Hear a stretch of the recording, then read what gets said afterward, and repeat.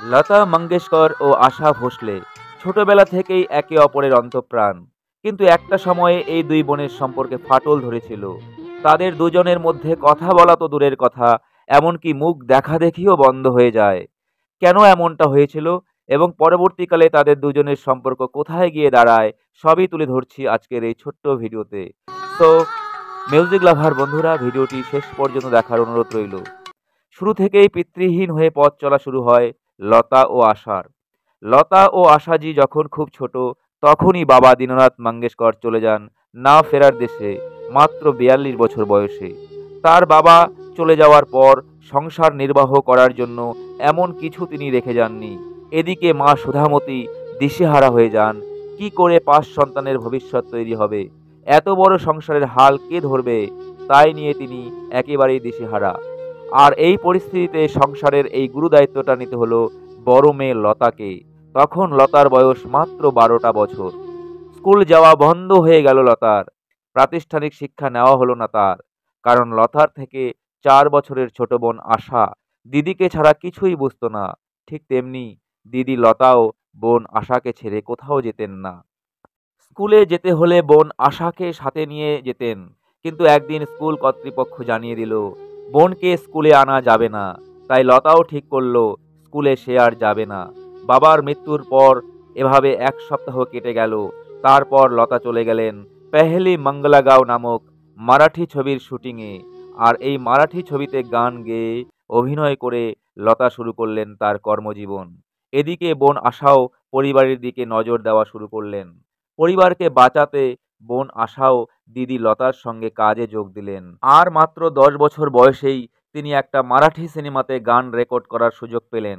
তার ৫ বছর পর হংসরাজ বেহেলের চুনারিয়া ছবির মাধ্যমে তার হিন্দি গানের জগতে প্রবেশ। এরপর এভাবে অনেকটা সময় অতিক্রান্ত। এদিকে আশা তখন অদম্য কিশোরী। এই অবুঝ বয়সে প্রেমে হাবুডুবু খাচ্ছেন। তার থেকে ১৫ বছরের বড় গণপত রাও ভোসলেকে বিয়েও করে ফেলেন বাড়ি থেকে পালিয়ে। আর আশার বিয়ের পর দুই বোনের মধ্যে তৈরি হলো দূরত্ব। তাদের দুজনের মধ্যে কথা বলা পর্যন্ত বন্ধ হয়ে গেল। যে বোনের জন্য লতা নিজের পড়াশোনা পর্যন্ত ছেড়ে দিয়েছিল, যে বোনকে বুকে আগলে রেখেছিল লতা, সেই বোন তাকে না জানিয়ে পালিয়ে বিয়ে করে ফেলল। এমনকি গণপতকে আশার স্বামী হিসাবেও মানতে পারেননি লতাজি। আশা যে গণপতের হাত ধরে পালিয়ে যাবে, এটা স্বপ্নেও ভাবতে পারেননি লতা। পরিবারের জন্য কতই না কষ্ট করেছেন লতাজি। ট্রেন ধরার জন্য পায়ে হেঁটে হেঁটেই পৌঁছতেন স্টেশনে, ফিরতেনও পায়ে হেঁটে হেঁটেই। এভাবে কোনোদিন ৫০ পয়সা ১ টাকা করে বাঁচিয়ে বোনের জন্য খাবার কিনে আনতেন লতা।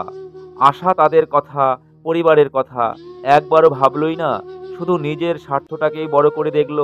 লতাজির মুখ থেকে তখন এরকম কথা বারবারই শোনা যেত। যে বোনকে মায়ের মতোই আগলে রেখে আদর ভালোবাসা স্নেহে বড় করেছিলেন লতা, তার এমন ব্যবহারে, এমন কর্মকাণ্ডে মারাত্মকভাবে মর্মাহত হন লতাজি। তারপর অনেকটা বছর অতিক্রান্ত। আশা তখন ২ সন্তানের মা, আর লতাজি তার অভিমান কিন্তু ধরে রাখতে পারলেন না। একজন নরম মানুষের হৃদয়ের পরিচয় দিলেন তিনি। বড় দিদি হয়ে বোনের পাশে দাঁড়ালেন লতাজি। আসলে নিয়তির বিধানটা লেখা ছিল অন্যরকম ভাবে। আশার দাম্পত্য জীবন মোটেই সুখের হলো না। বয়সে অনেকটা বড়, রক্ষণশীল ফ্যামিলির ছেলে গণপতের সাথে আশার একদমই মিল হতো না। আশা বুঝতে পেরেছিল কম বয়সে নিজ পরিবার নির্বাচন করতে গিয়ে বড় ভুল করেছেন তিনি।